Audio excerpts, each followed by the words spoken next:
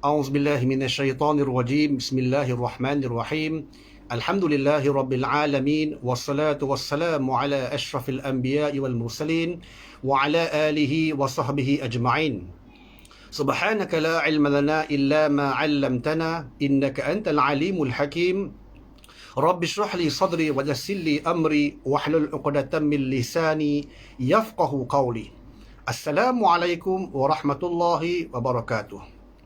Yang dihormati Ustaz Muhammad Hanif Arkuni, Timbalan Pengarah Majlis CFS UM Kampus Gambang. Yang dimuliakan sahabat-sahabat saya, para imam, yang ini Ustaz Muhammad Sharif, Ustaz Hafizuddin, serta Ustaz Mahfuz, serta ahli darjah Tuan Kansel Majlis CFS UM Kampus Gambang yang lain. Yang dimuliakan para pensyarah, para pentadbir, serta para pelajar yang dirahmati Allah sekalian. Pertama sekali, marilah sama-sama kita merafakkan kesyukuran kita ke hadirat Allah Subhanahu Wa Taala kerana dengan limpah kurnia serta inayahnya dapat lagi kita bertemu pada siri kuliah yang ke-8, yakni kuliah Sirah Nabawiyah yang berpandukan kepada kitab Ar-Rahiqul Makhtum yang dikarang oleh Syekh Safiyur Rahman Al-Mubarakfuri rahimahullahu taala an. Muslimin serta muslimat yang dirahmati Allah sekalian, pada kuliah kita telah lepas, kita telah membincangkan serta membicarakan berkenaan dengan keluarga Rasulullah SAW, yang mana hasil perkongsian baginda bersama dengan Khadijah binti Khuwailid radhiyallahu anha, kedua-duanya telah digunakan oleh Allah Subhanahu Wa Taala dengan 6 orang cahaya mata. Yang pertama ialah Qasim. Maka sebab itulah Nabi ini bergelar sebagai Abu Al-Qasim. Dan Nabi juga telah memperolehi anak-anak perempuan baginda, yakni Zainab, Ruqayyah, Ummu Kalthum, Fatimah dan juga Abdullah. Dan Nabi juga memperolehi seorang lagi anak yang bernama Ibrahim, hasil perkahwinan Nabi dengan Maryah Al-Qibtiyah yang berlangsung di bumi Madinatul Munawwarah. Dan kemudiannya kita telah membincangkan serta membicarakan berkenaan dengan bina'ul Ka'bah wa qadhiyatut tahkim, yakni pembinaan semula Baitullah Al-Ka'bah dan juga permasalahan at-tahkim. Ia berkenaan dengan bagaimana masyarakat Arab Quraisy mereka telah sepakat untuk membina semula Baitullah Al-Ka'bah. Ini disebabkan bangunan ataupun struktur asal bangunan Baitullah Al-Ka'bah ini telah usang ataupun terlalu lama. Disebabkan ini telah dibina sejak zaman Nabi Allah Ibrahim serta zaman Nabi Allah Ismail alaihi wassalatu wassalam. Dan 5 tahun sebelum baginda Nabi SAW dilantik ataupun diutuskan sebagai seorang Rasul, bumi Makkah Al-Mukarramah telah ditimpa banjir yang sangat besar.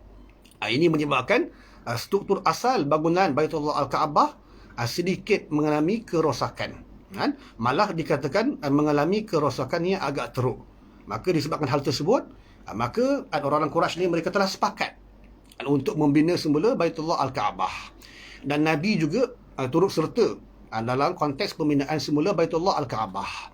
Dan kemudian juga kita telah membincangkan berkenaan dengan qadhiyatut tahkim, yakni permasalahan at-tahkim, di mana masyarakat Arab Quraisy mereka telah khilaf, mereka telah berselisih pendapat siapakah, kabilah manakah yang paling layak untuk meletakkan semula batu yang dinamakan sebagai Hajarul Aswad di tempat asalnya.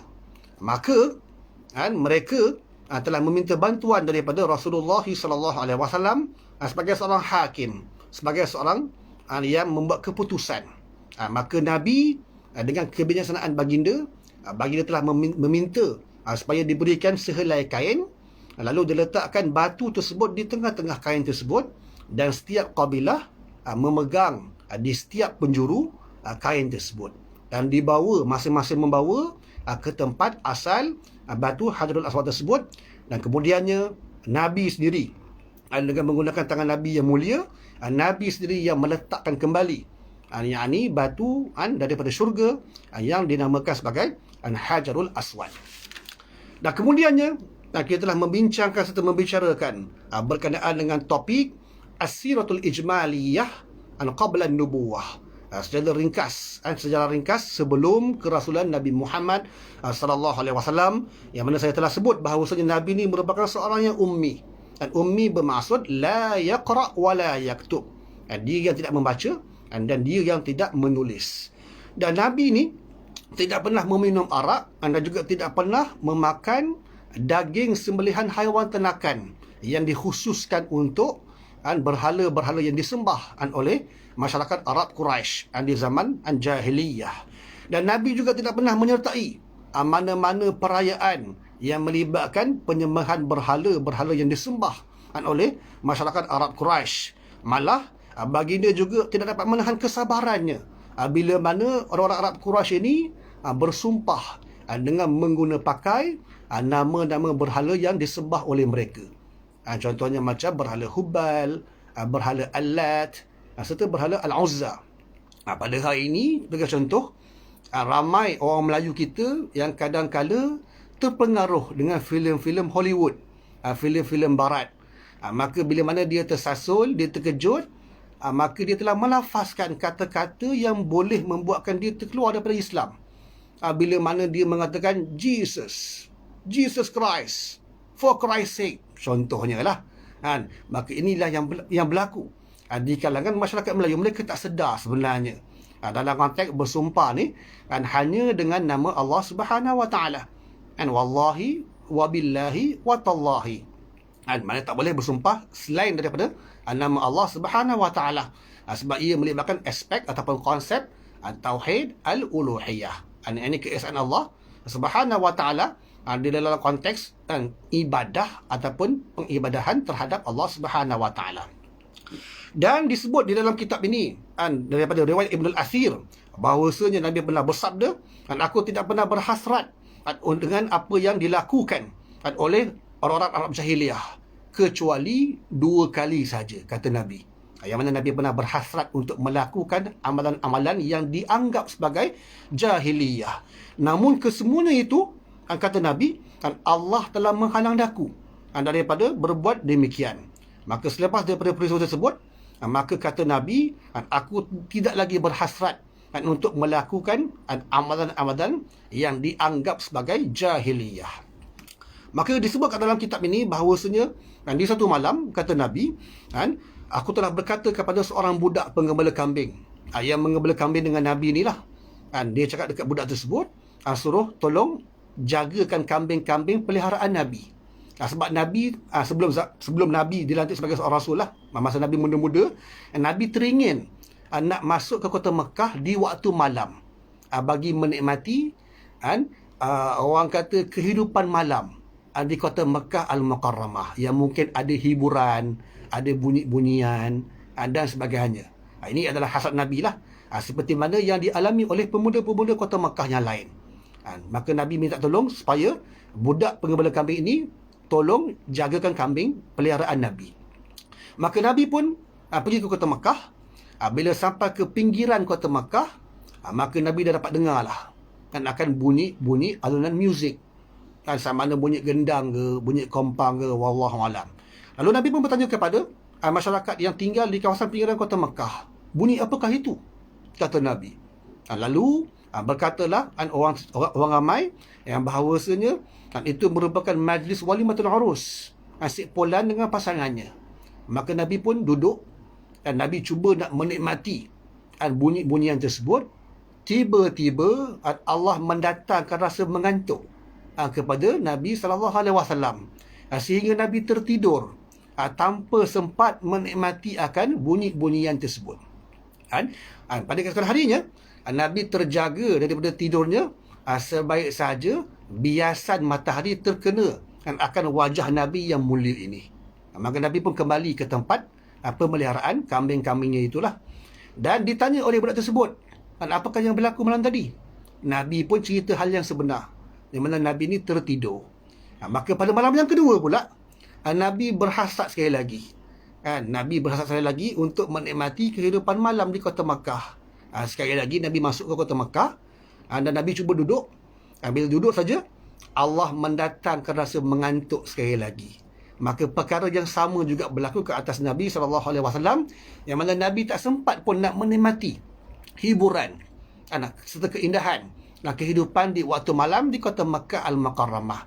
Nabi tertidur dan sedar pada esok harinya. Disebabkan biasan matahari yang terkena wajah Nabi yang mulia.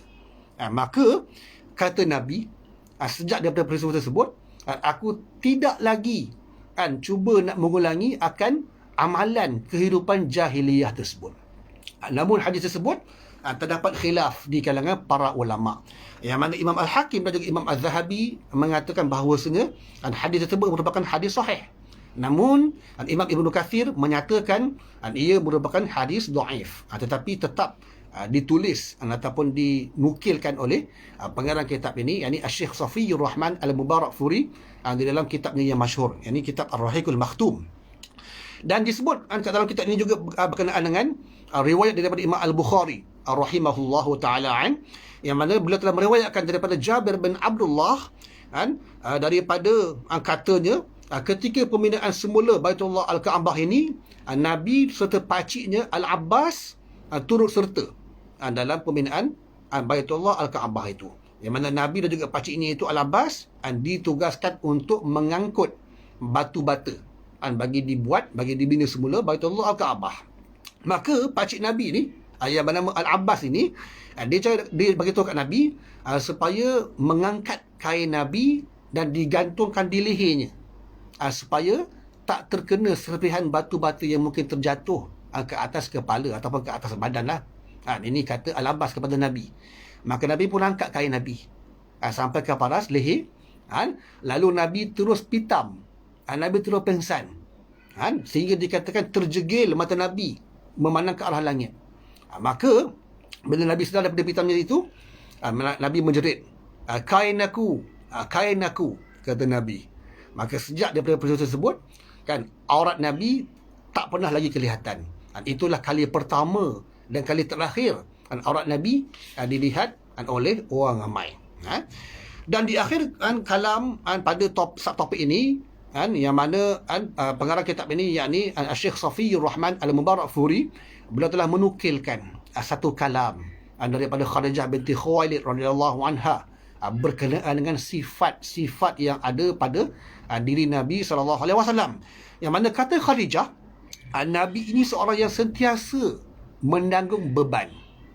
Maknanya bebanan dia pun ditanggung, bebanan keluarga dia pun ditanggung, serta bebanan orang lain pun dia sanggup tanggung. Ini adalah sifat serta peribadi Nabi SAW. Dia sering nak bantu orang lain. Kalau orang lain timbul masalah, maka dia akan cuba mendengar masalah tersebut dan cuba memberikan solusi ataupun penyelesaian terhadap masalah yang dihadapi oleh orang tersebut. Dan kata Khadijah juga, Nabi ni suka membantu orang yang kesempitan hidup, orang miskin, orang susah, ataupun orang yang ditindas. Maka Nabi suka nak bantu. Ini adalah antara sifat Nabi lah. Dan Nabi juga seorang yang suka memberi makan kepada tetamu yang datang ke rumah baginda. Ini adalah merupakan sunnah Nabi yang kita patut ikut. Yang mana bila orang datang, bila ada tetamu datang, maka wajarlah kita menyediakan makanan, minuman, kudapan terhadap tetamu yang datang ke rumah kita. Sebab ini adalah satu sunnah Nabi SAW. Dan Nabi juga suka menolong, menegakkan keadilan serta menentang segala bentuk kezaliman. Maka inilah yang kita perlu buat. Dan ini merupakan nukilan kalam kata-kata Khadijah binti Khuwailid berkenaan dengan suaminya Rasulullah SAW. Seterusnya kita masuk ke topik yang baru, yakni fi zilalin nubuwah war risalah. Di bawah naungan an-nubuwah dan juga ar-risalah. Fi ghari Hira, di gua Hira. Ketika Nabi berusia 40 tahun, Nabi telah melihat betapa pincangnya kehidupan kaumnya, yakni kaum kafir Quraisy. Dalam konteks kehidupan mereka, gaya hidup mereka, cara hidup mereka, budaya hidup mereka, serta akhlak yang sangat miskin yang dihadapi oleh masyarakat Arab Quraisy pada zaman tersebutlah. Maka disebabkan hal tersebut, maka Nabi telah membuat keputusan untuk mengasingkan diri baginda, yakni dengan berkhalwah. Khalwat ni maknanya mengasingkan dirilah.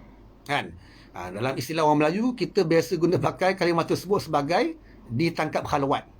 Ditangkap khalwat ni maknanya dia ditangkap ketika sedang bersunyi-sunyian bersama dengan pasangannya. Betul juga. Tetapi Nabi berkhalwat, maknanya Nabi berseorangan. Nabi bersunyi-sunyian di dalam Gua Hira, di Jabal An-Nur. Bila mana Nabi cuba nak menjauhkan diri baginda daripada hiruk pikuk kota Mekah.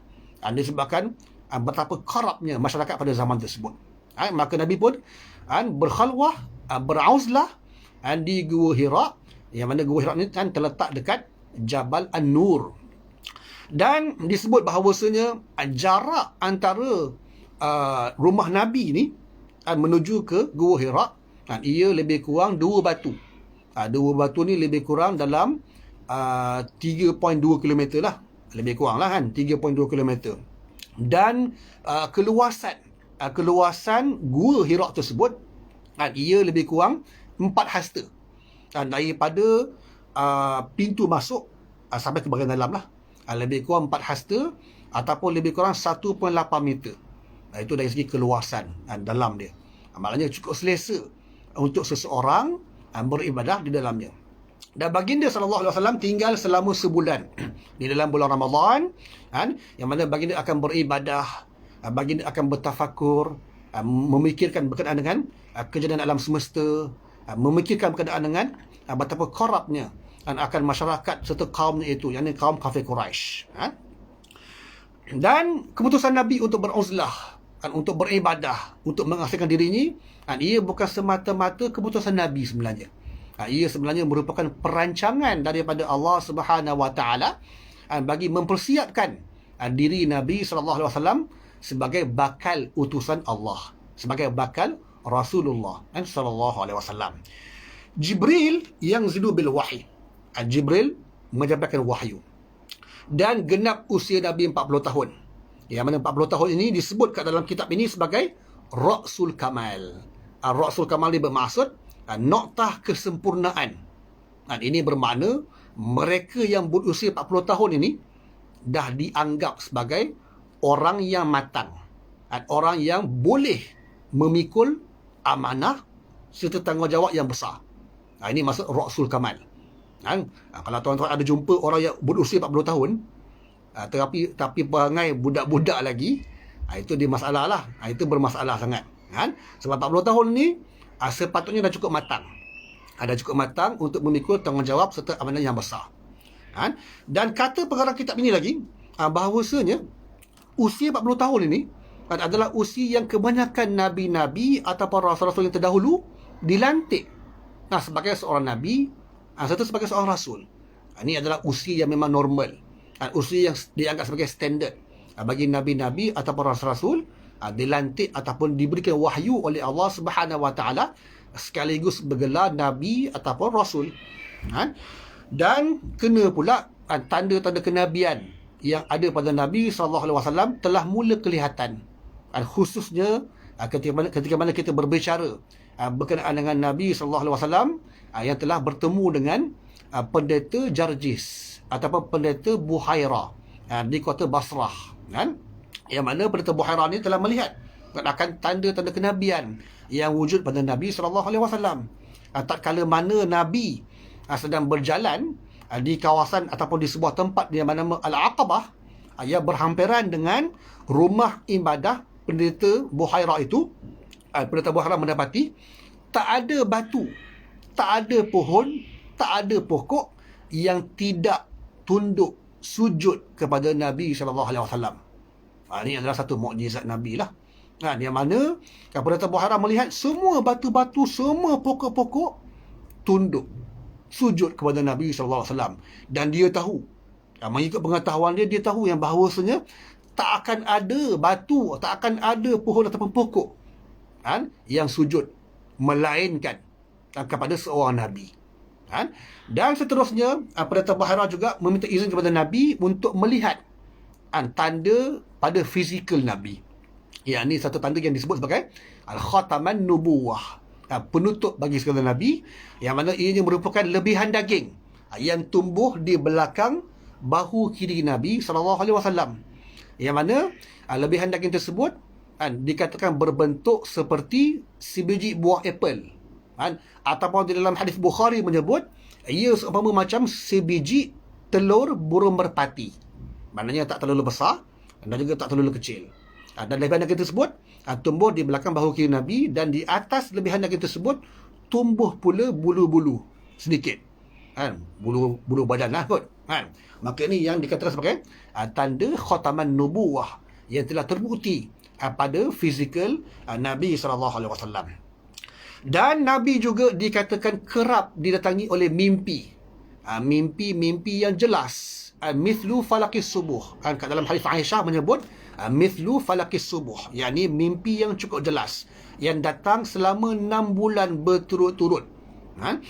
Dan mimpi para Nabi atau para Rasul ni, yakni ia merupakan satu tanda kenabian. Satu tanda daripada 46 tanda kenabian yang wujud pada diri Rasulullah SAW. Maka bertepatan pada bulan Ramadan tahun ketiga Nabi beruzlah. Maknanya Nabi ni beruzlah, berkhalwah di Gua Hira 3 tahun berturut-turut. Tahun pertama dalam bulan Ramadan Nabi pergi beruzlah di Gua Hira, tak ada apa-apa berlaku.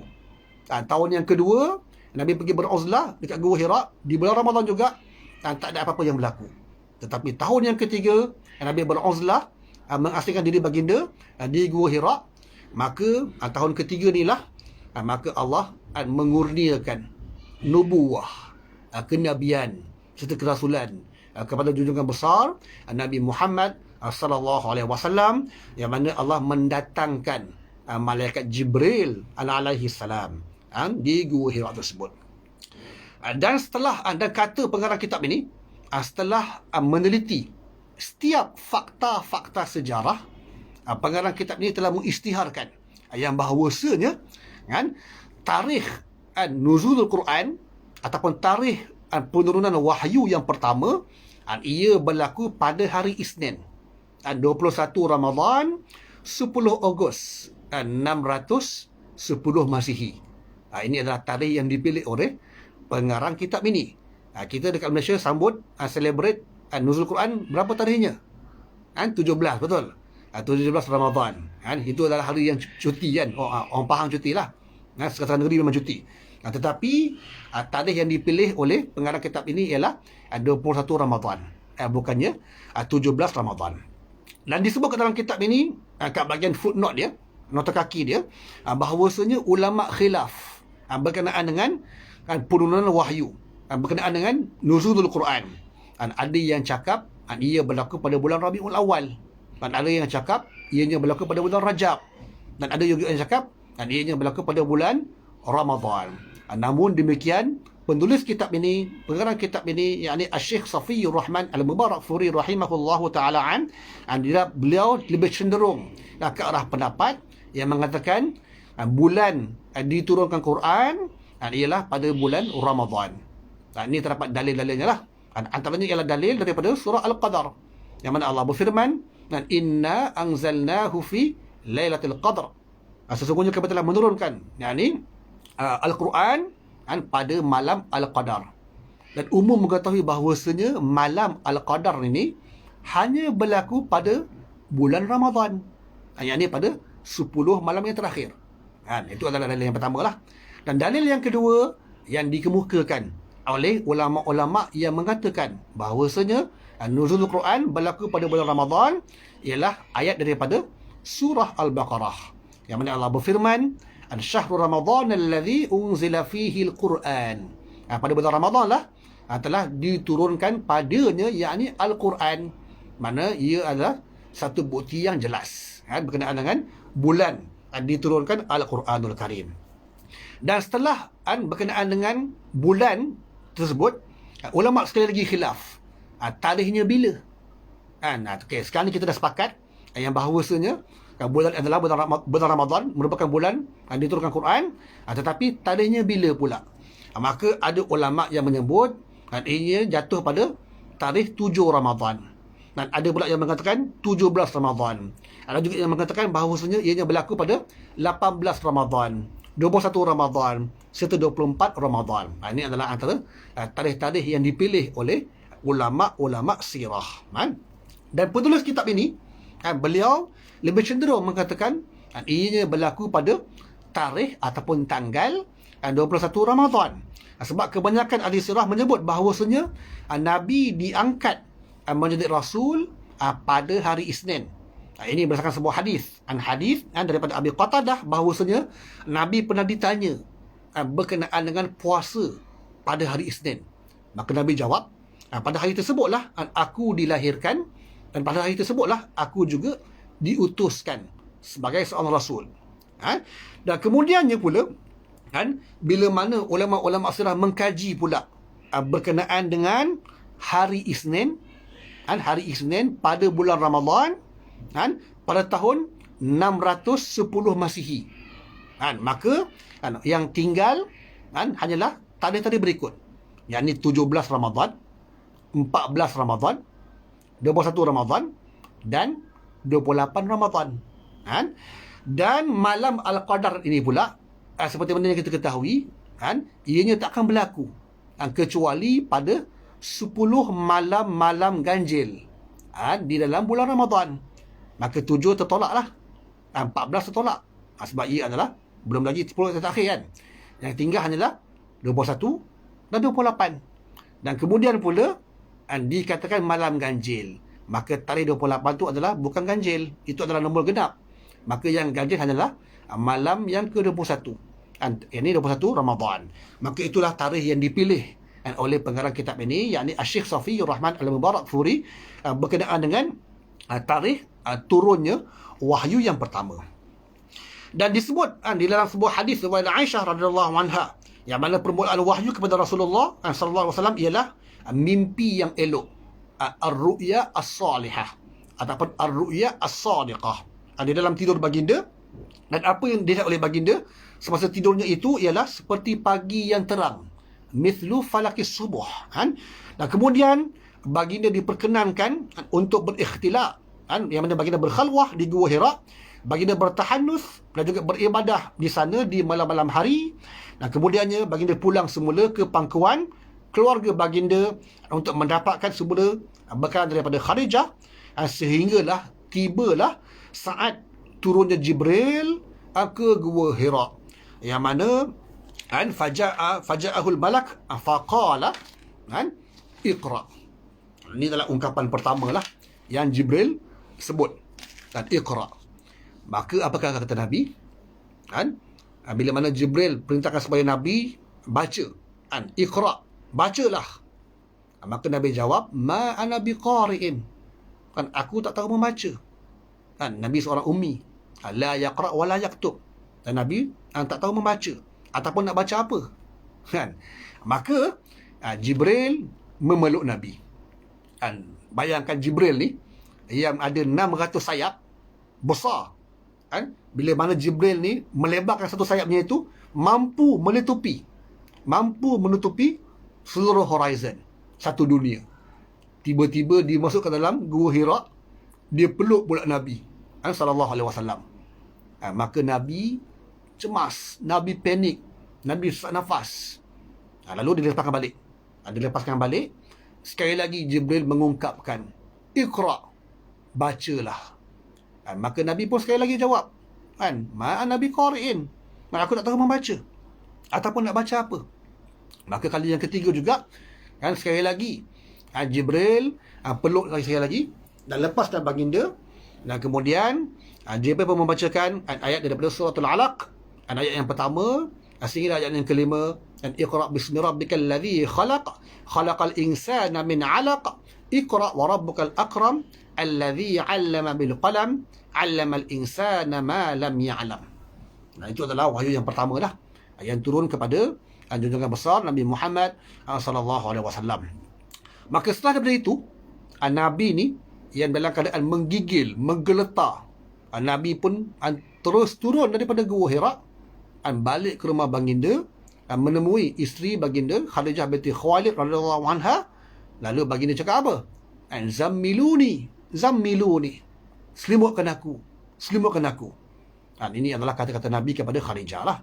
Maka baginda pun diselimutkan oleh Khadijah binti Khuwailid radhiyallahu anha, sehinggalah ketakutannya serta perasaan menggigilnya itu, menggeletarnya itu Lama-kelamaan hilang. Lalu Nabi pun cerita kepada Khadijah berkenaan dengan hal yang sebenar. Ini adalah sifat Khadijah. Dia pun tak panik lah. Dia tunggu Nabi bertenang dulu. Maka sebetulnya seorang isteri, bila mana suami balik ke rumah, bila mana suami dalam keadaan yang menggelisah, menggeletar ataupun panik, maka kalau boleh tu bagi suami berehat terlebih dahulu. Bagi suami relax terlebih dahulu, barulah tanya suami apa yang berlaku.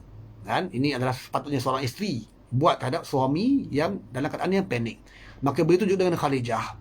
Dia tunggu Nabi tenang dulu, sehingga Nabi dah tenang, barulah Nabi pun menceritakan hal yang sebenar. Maka apa kata Nabi? Nabi cakap, laqad khasyitu ala nafsi. Aku khawatir sesuatu telah berlaku ke atas aku. Kata Nabi. Maka kata Khadijah, kalla wallahi ma yukhzika Allahu abada. Dan tidak sama sekali. Dan demi Allah, sesungguhnya Allah tidak akan menghina engkau sedemikian rupa. Dan kemudian Khadijah pula memperingatkan kembali kepada Nabi berkenaan dengan segala kebaikan yang Nabi pernah buat. Yang mana kata Khadijah, sesungguhnya Allah tidak akan menghinakan kau, wahai suamiku, kerana dikau sentiasa menghubungkan silaturrahim. Dikau memikul bebanan kesusahan orang lain. Dikau menolong mereka yang tidak berada. Dikau juga selalu memberi makan kepada tetamu. Dikau juga sentiasa berusaha menyelesaikan rintangan yang menghalang akan hakikat kebenaran. Ini adalah kata-kata Khadijah. Bila mana dia cuba pujuk Nabi, dia ceritakan balik kepada Nabi akan segala kebaikan yang Nabi pernah buat terhadap masyarakat Arab Quraisy, terhadap orang ramai. Yang mana Nabi ni memang seorang yang baik, seorang yang sentiasa membuat kebaikan. Maka selepas pada itu, Khadijah ni bawa Nabi untuk berjumpa dengan sepupunya, yakni Waraqah bin Naufal, seorang ahli kitab, ataupun seorang yang beragama dengan agama Nasrani lah. Yang mana Waraqah ni beliau seorang ahli kitab, seorang yang beragama dengan agama Nasrani, seorang yang banyak menulis kitab-kitab dalam bahasa Ibrani. Malah disebut bahawasanya beliau juga menulis kitab Injil di dalam bahasa Ibrani. Dan beliau juga merupakan seorang yang sangat tua dan seorang yang buta. Dan ini menurut pendapat ke dalam kitab ini. Lalu Khadijah ni dia meminta Waraqah supaya mendengar kembali apa yang Nabi ingin ceritakan. Maka kata Waraqah, ya ibnu akhi, mada tara? Wahai anak pamanku, apakah yang kau lihat? Maka Nabi pun menceritakan hal tersebut, hal yang benar, segala-galanya. Lantas Waraqah bercakap, hadzal namus. Itulah dia malaikat. Malaikat yang telah mendatangi Musa alaihi salam. Dan kata Waraqah ni, kalaulah aku ni masih muda, kalaulah aku ni masih hidup, tatkala mana engkau dihalau keluar oleh penduduk-penduduk Mekah ni, maka Nabi pun terkejut. Betulkah aku ni akan dihalau keluar? Kata Nabi. Kata Waraqah, benar. Yang mana tidak pernah datang seorang seperti kamu dengan apa yang kamu bawa ini. Yang kesemuanya akan ditentang. Kalaulah aku ni sempat sampai usia aku ni hidup lagi, sehingga saat-saat engkau menyampaikan dakwah engkau ni, nescaya pasti aku akan bantu engkau. Kata Waraqah. Ini Waraqah. Dia belum lagi bergelar Muslim, masih lagi bergelar Nasrani, tetapi dia sanggup nak bantu Nabi, sanggup nak bantu dakwah Nabi. Kita yang hari ni macam mana agak-agaknya, yang lahir sebagai seorang Muslim, mewarisi agama daripada mak ayah kita, datuk nenek moyang kita, berapa ramai agak-agaknya yang kita berjaya Islamkan seseorang di kalangan sahabat-sahabat kita yang mungkin bukan Islam, sebagai contoh. Kalau kita tengok dekat Malaysia ni sebagai contoh, penggerak-penggerak dunia dakwah, kebanyakannya adalah golongan mu'allaf. Bukannya mereka yang lahir sebagai Melayu beragama Islam. Lihat contohnya macam Brother Firdaus Wong, contohnya Brother Shah Kirit, dan ramai lagi pendakwa-pendakwa dekat Malaysia ni yang asalnya lahir sebagai seorang kafir, kemudian diberi hidayah oleh Allah Subhanahu Wa Taala memeluk agama Islam. Dan kemudian bukan setakat berdiam diri sebagai seorang Muslim, tetapi menggiatkan usaha dakwah untuk menarik orang lain bagi memeluk agama Islam. Maka itulah sebagai satu bentuk muhasabah untuk diri kita yang lahir dengan nikmat Islam, tetapi berapa ramai yang kita berjanji Islamkan, kan? Ataupun paling kurang kan, adakah kita ni beramal ataupun berakhlak dengan akhlak Islamiah sehingga menarik perhatian daripada orang-orang Islam yang ingin peluk Islam disebabkan melihat keindahan akhlak Islam itu sendiri. Maka fikirkan. Maka insya-Allah kita sambung kuliah kita pada sedi yang akan datang insya-Allah. Kita sudahi dengan tasbih kafarah dan juga suratul As. Subhanakallah wa asyhadu an la ilaha illa anta astaghfiruka wa atubu ilaik. Bismillahirrahmanirrahim. Wal 'asr innal insana lafi khusr illa alladhina amanu wa 'amilus solihat wa tawasaw bil haqq wa tawasaw bis sabr. Wassalamualaikum warahmatullahi wabarakatuh. Terima kasih kerana mendengar.